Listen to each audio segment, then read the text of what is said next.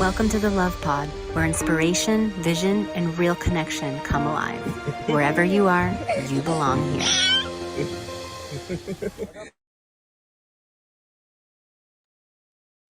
Hello, hello, and welcome to the Love Pod. I'm Julia, and I'm joined here today by Elizabeth Plancon. Welcome. And she is a Radiant Soul Purpose Activator, intuitive spiritual mentor, and founder of the Light Council Method, which I'm so excited to hear more about today. And Elizabeth also helps to awaken women with their soul gifts and embody their purpose and live abundantly aligned through a blend of mindset mastery, somatic healing, and energy work. Elizabeth, it's such an honor to have you on the Love Pod today. Welcome. Thank you so much for having me. I'm so excited for this conversation and to be here today. We are so excited to have you as well. And like I was just telling you before too, this topic is so dear to my heart because I feel like especially during a time in our world right now where people are looking for that extra bit of something in their lives. It could be the missing link that it really is there. It's like people are, looking for that connection and that authenticity. And sometimes it's so hard when it's suppressed so deeply down there. And it's a dear topic to me too, because my whole life I've known all along that I just didn't come here to work a 9 to 5 or to just, buy a house and buy a fancy car and have a family. Like there's always been this deeper knowing that I'm here to make a difference in the world. And I know to some people that may sound so cliche, but I believe that's true for each and every one of us. And what's so important about this topic is as well is like it's not something that is outside of us. And I know that we're going to go deeper into this today, but it's always been within us all along. And I like to think of it as a remembrance. Oh, yeah, for sure. It's like when you get that calling and it comes at the perfect timing, right? I wasn't like that where I knew all along. I was very much the person that was conditioned of it's not if you're going to college, it's what college you're going to, right? And then this belief that you go to college, you get the job, you work the job for your whole life, you get married, have the kids, like, the typical American dream, right? That's like what I was brought up and thought that that's what my life was. And it wasn't until 2020 where I started to have this feeling, and this was about 15 years into my career, that I began to have that pull, that feeling, that call that I was meant for something else. And yes, I say that too all the time. It sounds cliche, but essentially I'm here to help other light workers help raise the consciousness and elevate the world, right? To make it a better place. And I love that. That's such a beautiful service and purpose to have here, and what a difference that you can make as well. And I'm just curious to know what was it like in your personal journey that, that made you realize that you were here for something more? Honestly, it was COVID. It was that time where we all had so much time on our hands, right? And we were able to just actually sit and be and slow down. And it's really crazy what actually happens when you allow yourself to actually just be and slow down, right? Like your mind starts to open, your intuition starts to open, and you actually can hear those callings, those nudges, your intuition speaking to you. And so it was during that time where I finally just started to realize like what I'm doing is not my passion and not my purpose. And to make a long story short, I was working with my mom since college in her kind of industry.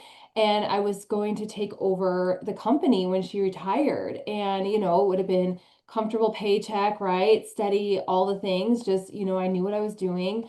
But then I just felt it wasn't what I was meant to do for the rest of my life. So that began my journey of exploration because as a business major, I knew I got that calling that I was here to help others, in some way, but I was like, okay, I'm a business major. Like, what am I going to do that's going to be able to make a big impact in this world in this kind of way?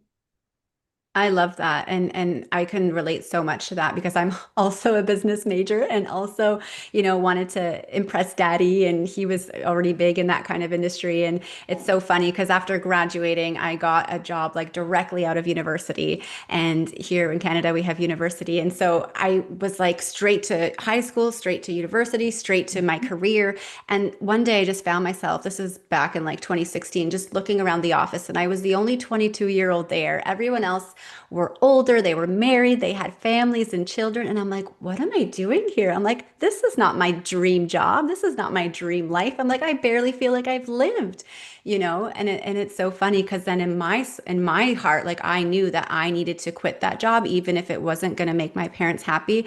And I radically just left the country and I moved all the way to Italy. But that's for another conversation. But it's so interesting because I feel like a lot of people, they get those intuitive feelings in their gut, and it doesn't usually come from here. In fact, this mind usually probably tries to counter it. But the thing 100%. is, if you're getting that instinct or that intuitive feeling, it's trying to talk to you, right? So when it was talking to you during that moment, like what did you do to listen, and how did you open the door to communicate with it? Honestly, I think it was the awareness and actually admitting it for the first time. And I remember this conversation, the first time I said it out loud was I was at my best friend's house and she lives a few states away, and we were just sitting there and it just came out and I was like, I think I'm supposed to be doing something else. And it was like shocking, right? It was like, I don't know what that is. I don't know how it's going to happen, but I really am starting to feel this pull. And so for me, it was honestly then just opening myself up to receive more guidance, receive more information, or whatever was supposed to come along my path. Just by I think just admitting that and saying it out loud opened the doors. And this path for me has really been following the breadcrumbs. It hasn't been like where I am today, obviously was not where I was, 5 years ago when I started in this journey of trying to find my purpose.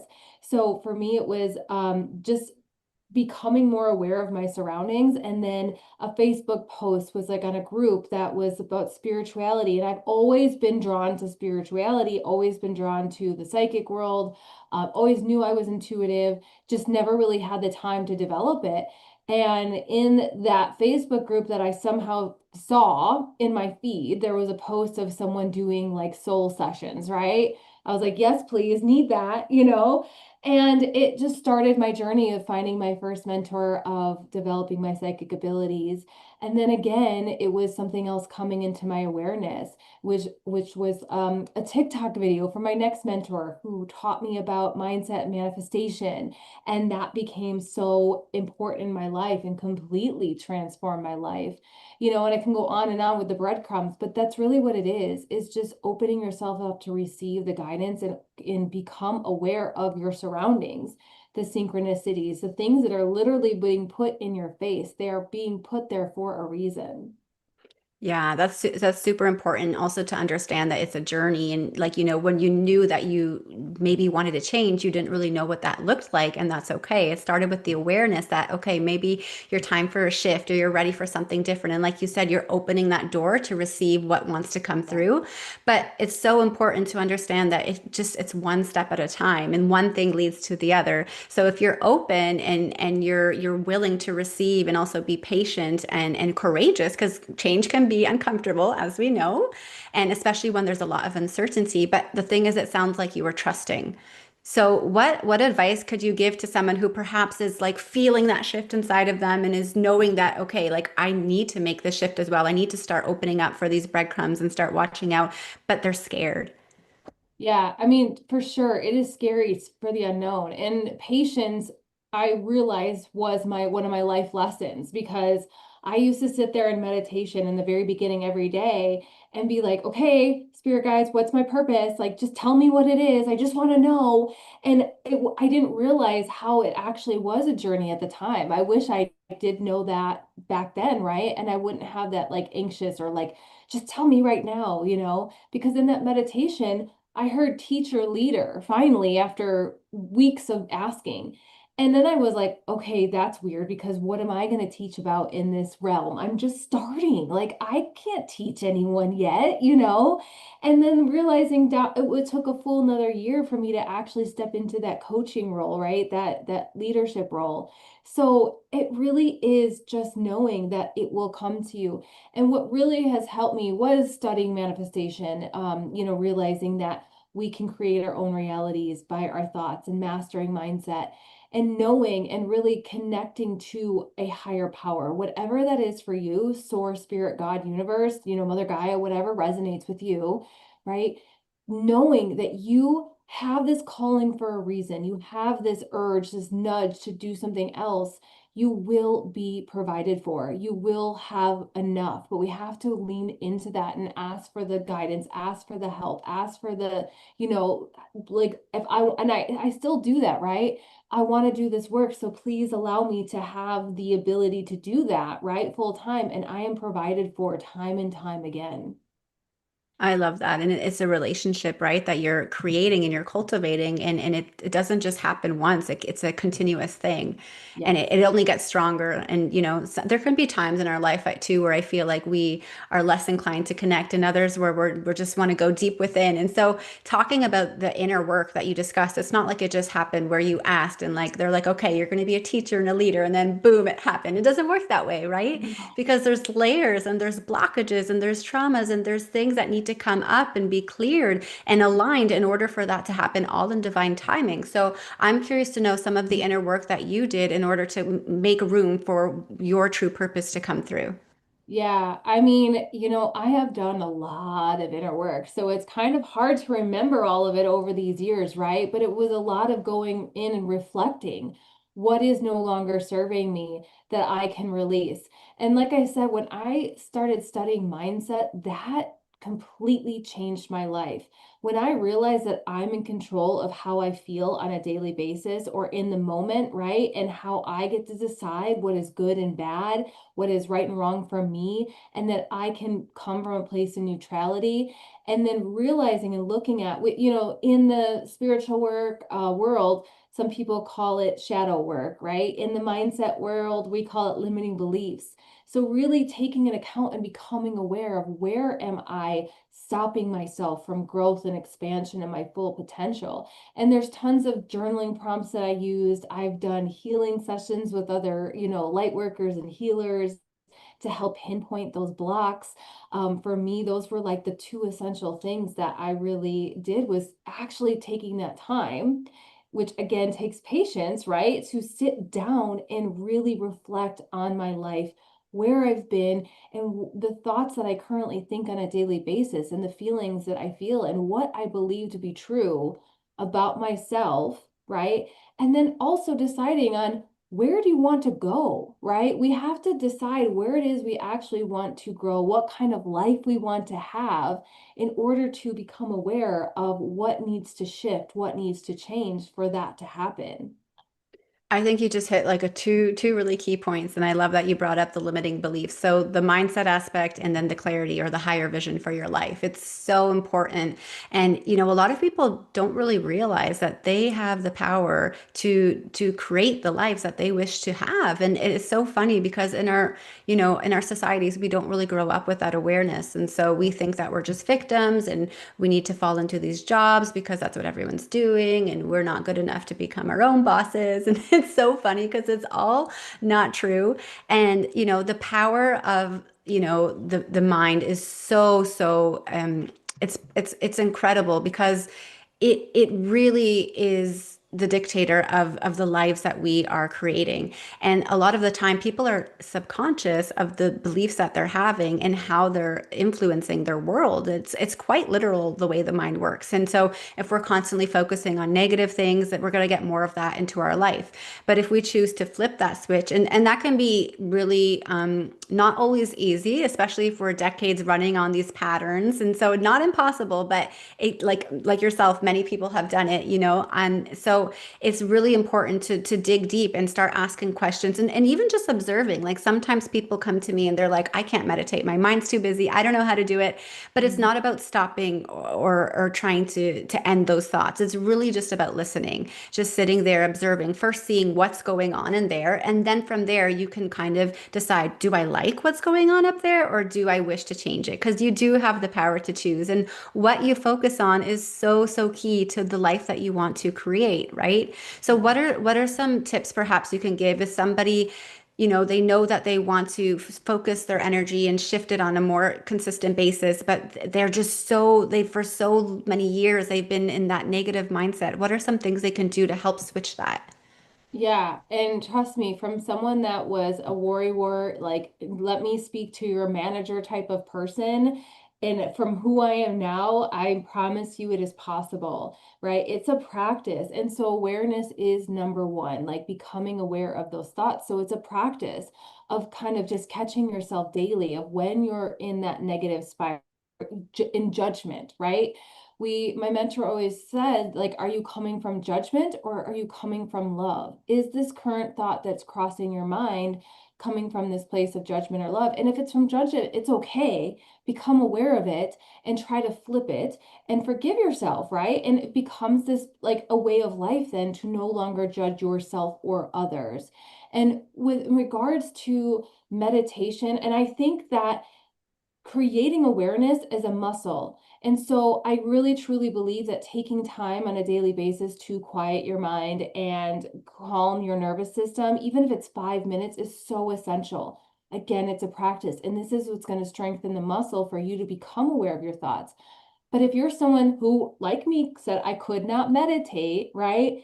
It is a practice. It is a muscle. It is something that you will get better at the more you do it. But when you try, if you're not able to quiet your mind, most likely it's because you're not grounded. Your energy is not grounded. So there's tons of different grounding techniques out there, but the one that helped me the most when I first started meditating was the 4 breath count, which some people call the box count. I just call it the 4 breath count. It's breathing in for 4 counts, holding for 4 counts, releasing for 4 counts. And I would do that 4 times. And by that, you're distracting your mind from the thoughts that are currently running in your head. I also used to do alternate nostril breathing, which is just, you can look it up on YouTube, but it's plugging one side of the nose and breathing out and in and alternating, because that's activating both sides of your brain and both of your energies, the feminine and masculine. Making sure your feet are planted on the ground.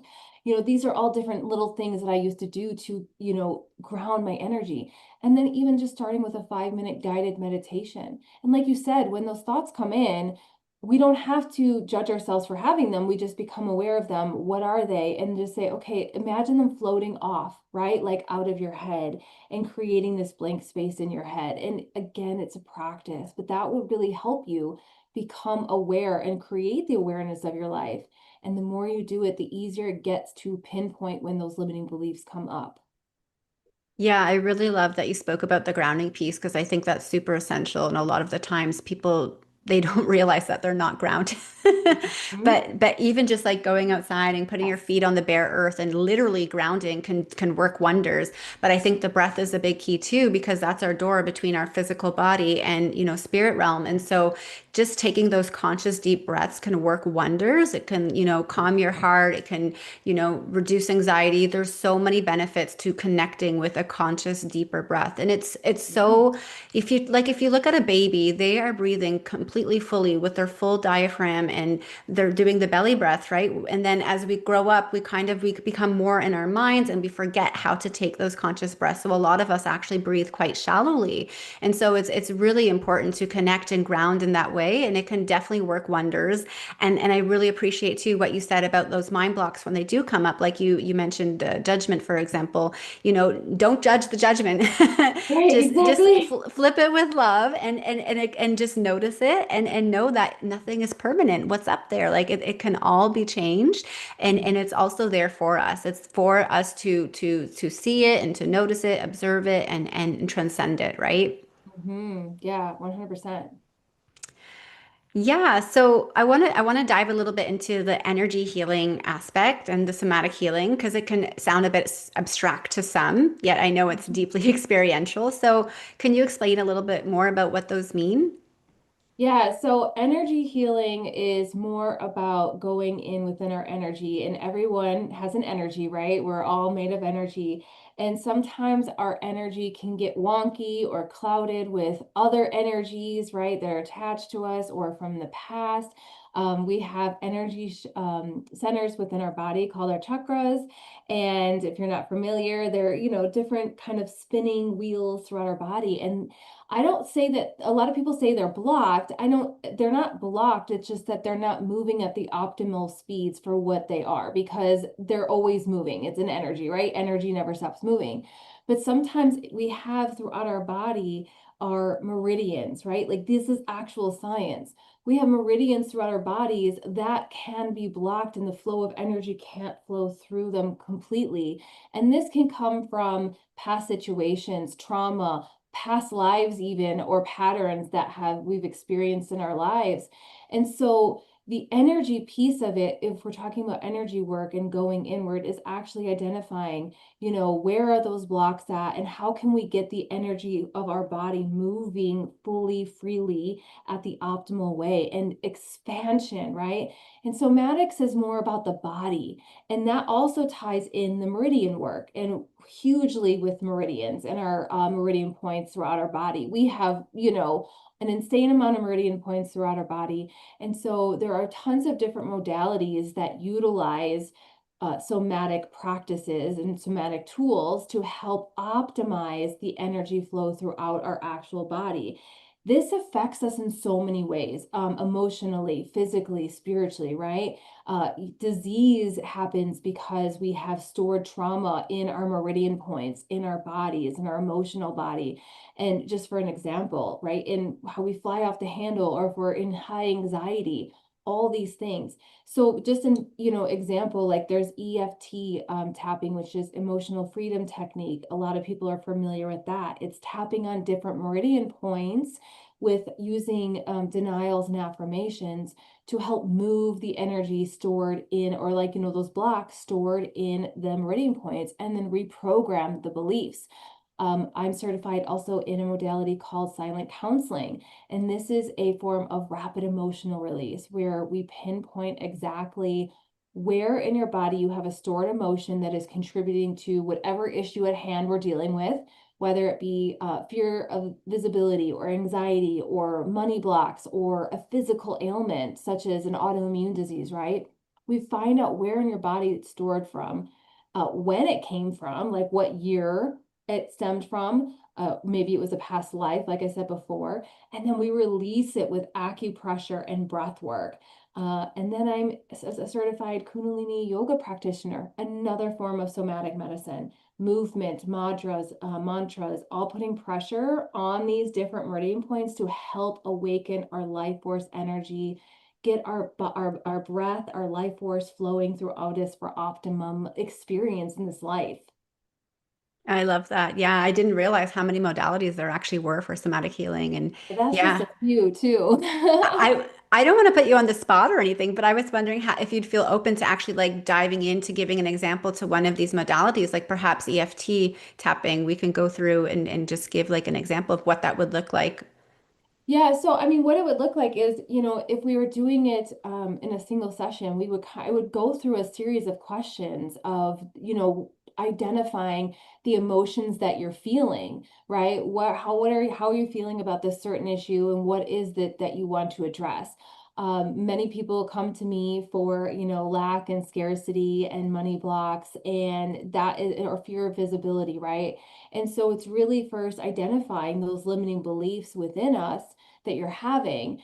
And then we would basically tap through the different meridians in that sequence, which with EFT, we tap on the top of the head, this brow point right here, our side of our eye, under the nose, chin, collarbone, and then under the arm.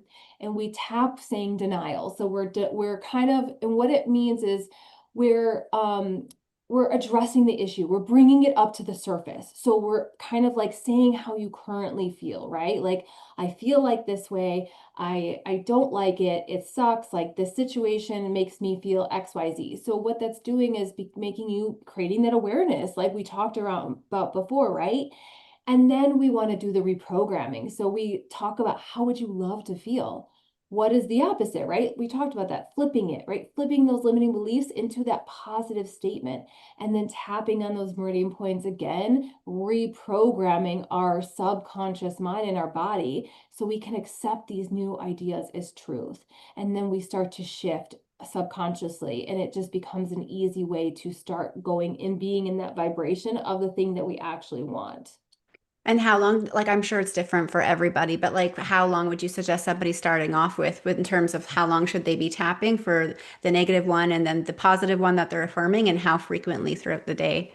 Honestly, I think we do like 3 cycles. So it's just like, once for me, I personally do once where I'm going through of like the icky stuff, and then I do a couple different, two different, like maybe or even 3 cycles of the positive affirmations for as long as you feel, right? There's quicker tapping videos where it's just affirmations, which is fine too. And that could be a 5 minute tapping sequence, but up to like 15 minutes. I personally wouldn't do more than a 15 minute or lead anyone through longer than a 15-minute tapping sequence. And you can do it a couple times a day if you really need to, a few times a day. So it really just depends on where you're at in your journey and taking the time for doing that. Yeah, and at least to try it out and see if it's working for you or at least be open to it. Because in the beginning, like we spoke about, trying different things might kind of feel different, but Yeah. if you try it with an open heart, you could see the positive changes that it can have on your life. For sure, definitely, yeah. And that's why I love being certified in so many different modalities, is because not every modality is going to resonate with everyone. And so I get to kind of choose from this toolbox of, okay, which modality is going to be best suited for this client, which one resonates with them most. Because some people just resonate with, energy healings, right? I'm a Reiki master, which is a different type of energy healing, or light language activations I do as well. And some people really love that. So it really just depends on where they're at in their spiritual journey. Yeah, I think that's really awesome too. And as a teacher and a spiritual leader, like having that quality of adaptability is so important. And just knowing that like one thing is not going to work for all. So Yeah. knowing that you have different things under your belt that you can try for your clients is really awesome. Yeah. Yeah, I'd love to also dive into, Elizabeth, your signature process that you call the Light Council method. So I'm curious to know what inspired its creation and how it helps people align with their higher purpose. Yeah, so honestly, for the longest time since I started my business, I was searching for a business name, right? I didn't have one. So it was just my name for the longest time because I obviously wasn't ready for it to come out yet, right? And since this evolution of what I'm doing, and because of the modalities I use and the tools I use, I call upon different entities in, energies such as Reiki or light language, which is a cosmic kind of language modality, and then there's the physical ones, right, with the silent counseling where we're actually using our body, past life regressions, calling in spirit to help with those. So the light council is really just me being able to channel these different entities and tap into these different sources of information and healing for my clients. And so the process is really just kind of what I explained earlier, is deciding where are you at, where do you want to go, and which modality is best suited for you. And then we get to play and pick and maybe even use like a few different modalities in one session,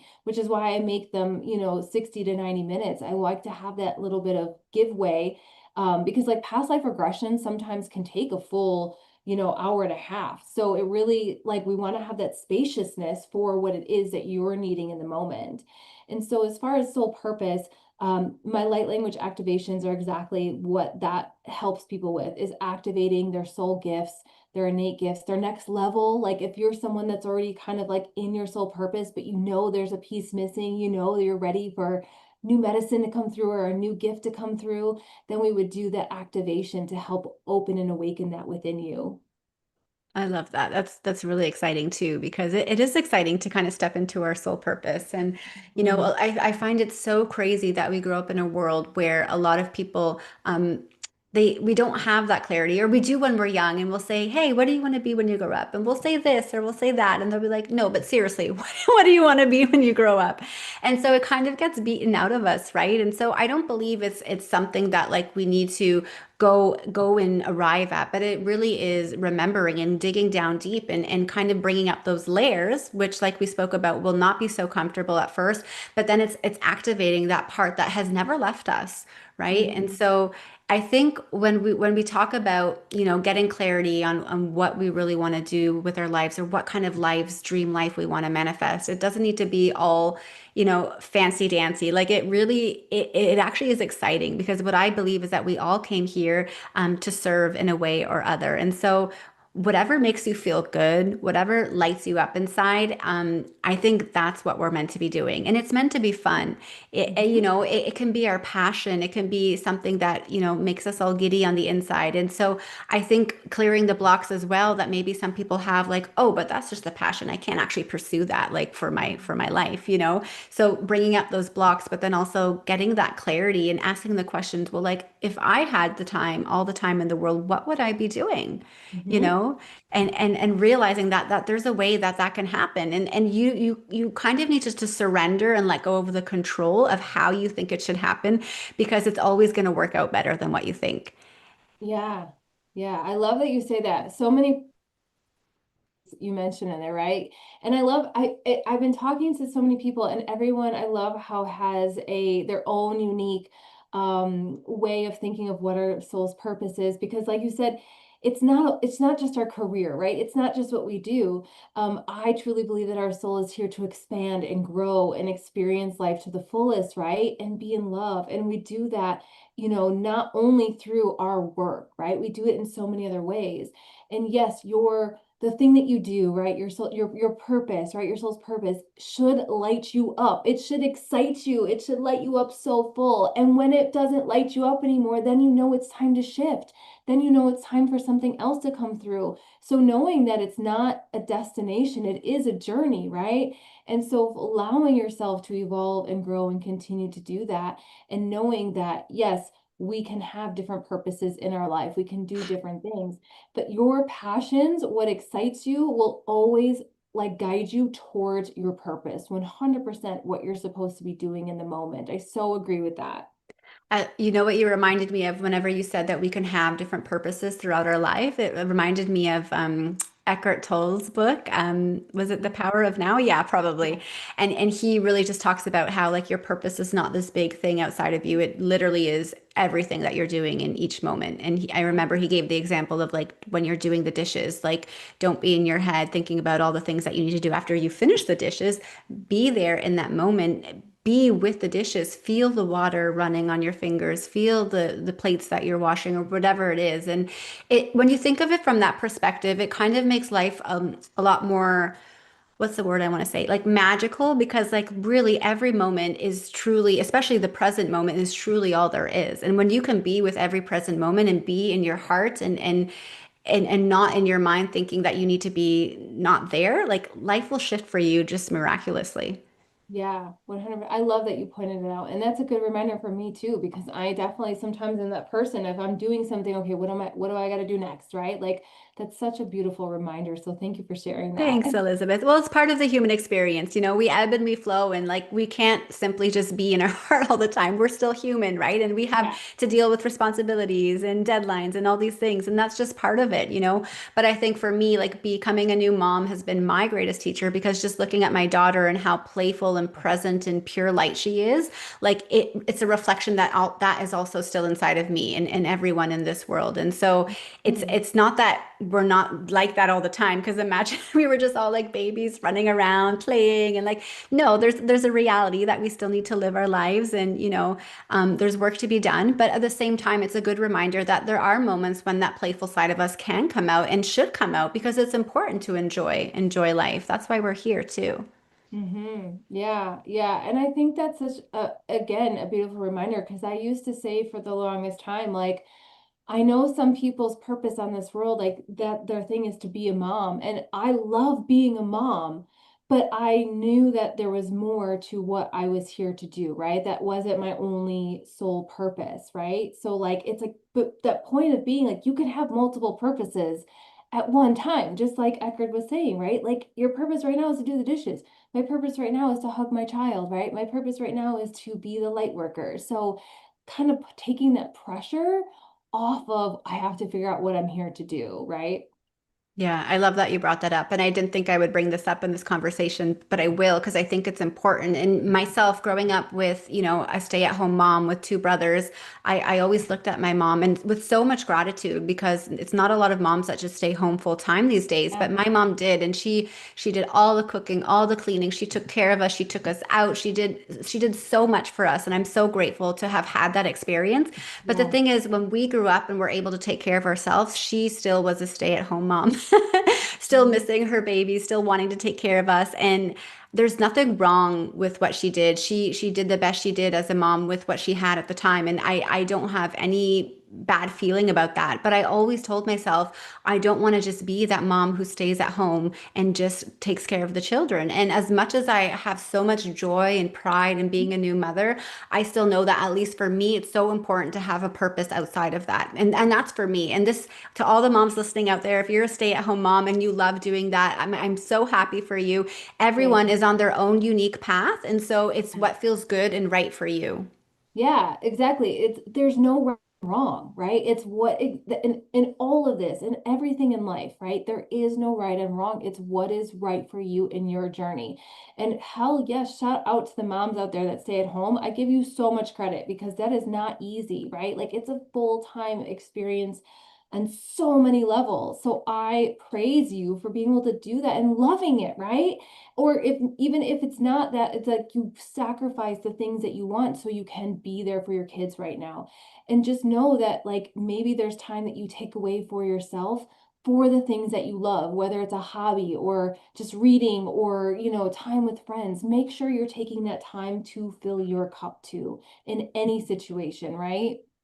Yeah, that is so important. That's probably been my biggest challenge as a new mom, just thinking that all the time I need to be sacrificing myself for my daughter. But I've reflected so many times that when I don't take those moments to fill my own cup, then my cup is empty and I could not fill hers up either.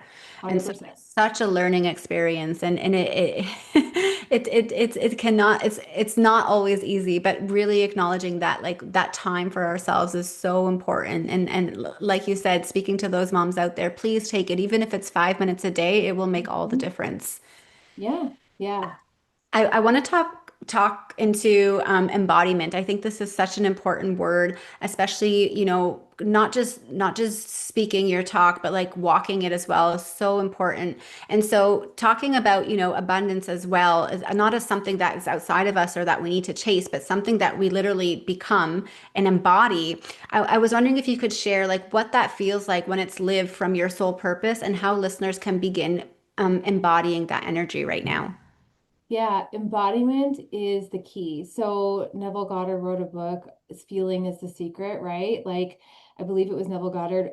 It's literally the key to manifestation because we can say affirmations all day long, right? Like I am this, I am abundant, I am successful, all the things, or thank you for this universe, right? But if we don't actually embody the feeling of the wish fulfilled, so like you actually feel how would it feel with that thing, the feeling abundance? So, what does abundance feel like to you?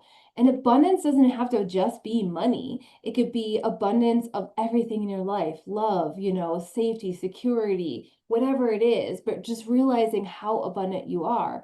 You feel that feeling first, and then it will actually manifest in your life now. And so, by embodiment and soul purpose, is living and breathing what it is that you came here to do every single day, all day long, not just when you're on Zoom or on camera, right? It's bringing it into your everyday life. So, thinking about your purpose and what you want to do and how you want to help others, how do you act?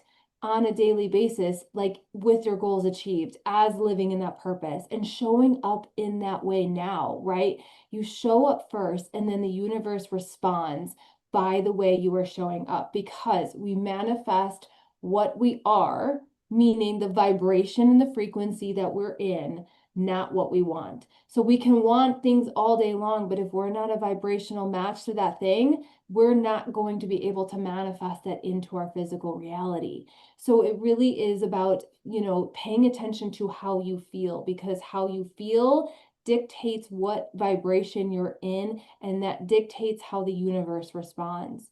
So if we are, like you said, focused on lack or negative feelings and not having enough and that's our focus, the universe, and I say universe, like I said, God, spirit, whatever resonates with you, it's all interchangeable for me.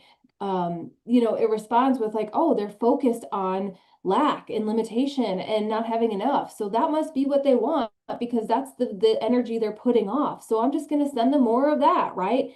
The universe doesn't know the difference between good and bad. So it really just takes it what it is. So that's why I always say, like, When you worry, you pray for what you don't want.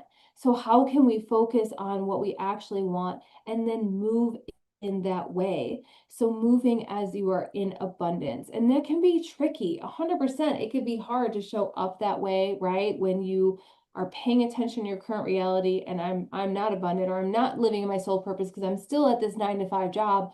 But what are you doing maybe on your free time to help you get to, your dream life, your soul purpose? Are you studying? Are you taking classes? Are you surrounding yourself with other like-minded individuals of who you want to become, right? And following those people? Or are you staying in the same circles, the same energy that you currently are in? Because that's just going to keep you staying the same, right? You can't change by staying the same and doing the same thing over and over again. We change by trying new things and being in a different energy. So many things came to me when you were talking. The first one I'm going to share is a quote by Tony Robbins. And he says, a lot of people know what to do, but they don't do what they know. And Mhm. and it's interesting because, we know that maybe on our free time we could be doing all these things, but when we're so stuck deep in patterns, it's so easy to just resort back to the Facebook scrolling or whatever it is that we're doing. And so really being intentional about where you want to go and then making a plan of like, okay, how am I going to get there? And, I loved how you were speaking about how literal the universe is because it just reminds me of like Esther Hicks and all the teachings that she has around the law of attraction. And the universe, like you said, it doesn't know the difference between right and wrong, good or bad. It just gives you what it thinks that you want. And so Right. being aware of the thoughts and the feelings that you're having and even the language is so important. I was talking about this yesterday as well. Like, if you say, I want the experience of having this thing, it will literally give you the experience of wanting it, right? Mhm. So Mhm. speaking in terms of already having it, and like that's Yeah. where the embodiment piece comes in, and it's that brings me back to my third point of Joe Dispenza. He talks so much about this in his work as well and in his meditations, like getting into the state and the feeling as if it's already there, it's already Yeah. here. It is because it is. It really Mhm. is. And just once that shift happens, then you'll be able to be aware of it. But it literally is already right here. And so, you know, um, I feel like too, like a lot of people might think, well, how can I envision or get into a feeling of having something that I've not experienced having before? How would you answer that question? Yeah, so everything that you can hold in your mind, you can hold in your hands, right? Bob Proctor used to say that all the time. And so it really is going into your imagination. And you can think of a time in your life where you got excited about something, right? You got really excited, or you got something that you really wanted, even if it's a kid, maybe like you got a present that you were asking for, or you got an unexpected surprise. Tap back into that feeling and that energy. And when you picture yourself in that situation with your will, pay attention to that feeling and hold on to that feeling. But you can do things like literally, like, we wanted to manifest our home, which we live in now. We started going and touring houses. Like, we went to go and look at houses way before we were ready to buy a house. And that helped us get into the imagination of us inside, like our dream house, and figuring out what we liked, what we didn't like, right? That's like the easiest way. Or, if you're wanting to manifest more money or abundance, maybe it's one time you spoil yourself on the nice dinner or that nice fancy cup of coffee. And like when you get that cup of coffee, feel that abundance feeling. Forget that what your bank account says in the moment, and the logical mind being like, you really shouldn't have spent that extra money on the coffee right now. Imagine yourself being like, I have more than enough money in my bank account, and oh, this coffee is so good, right? Those little things begin to allow you to connect with that feeling of being in that state that you want to be in. I really love your answer to that question. And when you were talking about like getting back into that childlike state of wonder and imagination, I feel like I was getting emotional because that's exactly what it's about. And it's exciting. Like it's exciting to be able to create and choose what kind of experiences that we wish to have and manifest. And so the Mhm. beautiful thing is like we have that power to choose. And I love how you talked about my husband and I do the exact same thing. Like we envision our dream home or like let's go in the richest part of town or whatever whatever it Yeah. is, and just like dream big, right? Yeah. Like even if we don't have it now, like it is there. And so when you're stepping out of your comfort zone and going into that maybe not so comfortable place, but just knowing that it is here, and, maybe not in physical terms right now, but it's like you need to think in a different way. And so you put it really beautifully by giving those examples, and it's okay to trust. Like that's actually what it's all about, is trusting, and it's not having that poverty or lack of mindset, because that again is just going to bring more of that into your life. I want to bring up one thing. So you spoke about, maybe the patterns that we may have, maybe not so easy to come out of, but like what is an example that you can give, or perhaps something that you do in your life when a pattern comes, and that you can just interrupt it like that? That's a good question. So there is something that I was trained in. It's called the positive intelligence method, and they're called PQ reps, right? So it's as simple as when you're in the spiral, you're in the negative mindset, you're having anxiety, you can close your eyes and you can start to rub your fingers together and pay attention to all the grooves in your fingers, feeling the lines. How does it feel? The temperature of your hands. And then you can begin to rub your other hand along the other hand in the palm and feeling the lines in your hand. So things like that disrupt the thought pattern.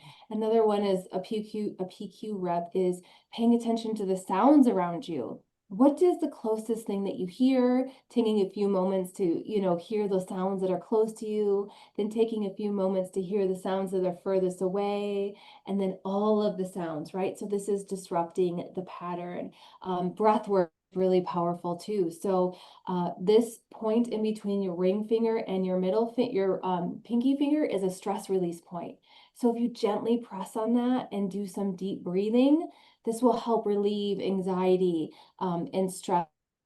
Like stress. And if you're really in a stuck anxiety point, I do have a collarbone breath work technique, protocol on my website. It's a free resource that takes you through, that really helps reset your nervous system. So different things that kind of help pause you, like you said. Worst case scenario, if I just cannot, and it's not even a worst case scenario, you could go right to this if you want. If I can't get myself out of the mindset, if I'm just spiraling, I literally will call upon my spirit team. Everyone has one. It consists of angels, spirits, guides, ancestors. I will ask them, please help me release this thought pattern I'm having right now, because I know it's not serving me in this moment or at all. Please help me release this. And I notice right away, like within minutes, I have now calmed down. I've gone on to something else. Something comes into my environment to distract me. So those are just a few different ways that I personally use on a typical basis. Thanks so much for sharing that. And what I love about each technique that you shared, it's really coming back to the body, right? Yeah. All those techniques that you shared, like feeling the physical body, or like coming into your breath, or tuning into your senses of what's going on around you. Because when you're in those negative spirals, you're in here and you're not so much in here. So for me, the thing that comes to mind that works right away for me is literally just shaking and literally coming into my body, whether that means even putting music on, dancing a bit, and just doing anything I can, or something that works for me to come back into the body. And for some people, that might even mean going outside or being around nature, grounding, even just being like, on the grass barefoot, or listening to the birds and the trees, like whatever works for you. It's going to be different for everyone, but I love that you share those techniques. And yeah, I want to ask you one last question before we end here today. So if you could transmit one message to all of humanity, because it's such a time of awakening, and it's such an exciting time. I mean, what would you want everyone to remember? I wish it would be just one thing, but maybe two things. First and foremost is returning to love. How can you come from more love and compassion rather than a place of judgment? Because love literally will heal the world. It will 100%, because we are all connected. And the more that we feel love in our hearts and ourselves and for others, and instead of judgment, that is going to create a ripple effect of sending out the energy of love. And the more that we send out love, the higher the vibration of the world will be, the frequency of the world be, and that is how we heal. That is how we Mm. help the world become a better place. And then if you're feeling that call, that pull to do something else, just please, I beg of you to go and try it. Pull, like follow that nudge, reach out for guidance. open yourself up to allowing yourself to receive any information that will help you to go on that path of making a greater impact, because we are all right now, and you're getting that nudge, that pull for a reason to be of service, because every single person is needed to help the world heal. Yeah, absolutely. We are all here for a reason, and we all came here at these specific times, not by chance. We chose to come here, and it's a very exciting time of the awakening of our Mother Earth and of, our collective species. And so I love Mhm. that you brought it back to love, because it truly is a powerful force. Maybe not the love that we think, like the romantic love, but it is real, and it is the one thing that heals everything, and it's what we are. So the more we choose to open and align with that and embody it, we can be an example for others. And it's so funny, Elizabeth, because my whole life I've questioned, my life purpose. And there was this very significant experience and moment I had in my life a couple years back when I leapt into the unknown with my beloved, and it was not. A comfortable experience, but going through it, I realized like it was the simplest thing. And for me, my purpose is to, through my own awakening, inspire others. And through my own awakening, they will also be inspired to awaken as well. And that can look like many different things. But I also want to talk about love and in alignment as well with gratitude. So when you spoke about asking for, like, perhaps when these negative spirals come or these thought patterns, for them to just be released and lifted, it's also something that we practice. My partner studies something called the Christ letters, and he talks about if you have like a quality or something about yourself that you are wanting to shift, if you simply just lie on your back and you could write it on paper, or you could even just like hold it in your mind and just ask for it to be lifted, but not only just, and by source or God or divine, whoever you wish to call it, it doesn't matter, but only, not only ask but thank before it is given. And this is the greatest teaching of Christ, giving thanks and realizing that it is already done, and having that gratitude, and then also thinking about, okay, but what do I want to replace that with now? If I'm getting rid of the judgment, maybe I want to add full self-acceptance or whatever it is. So just being aware and making those shifts and doing that inner work is going to make a huge difference.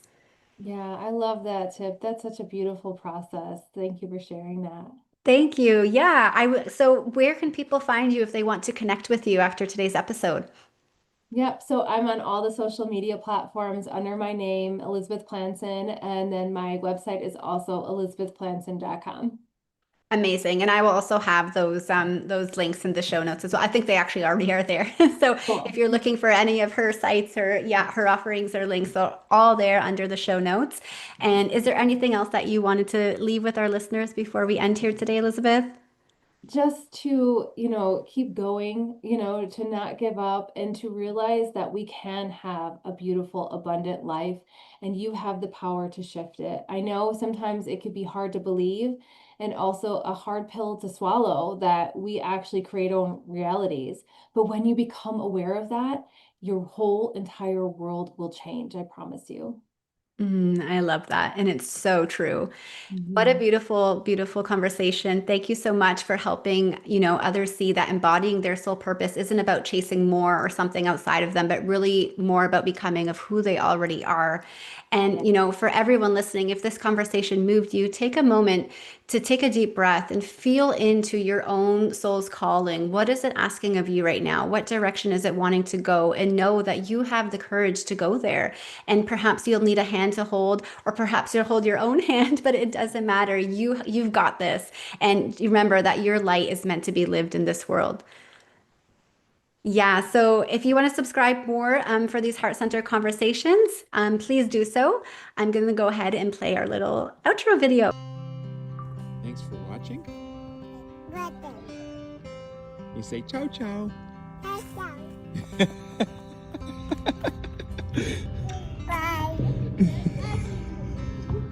I love you so much.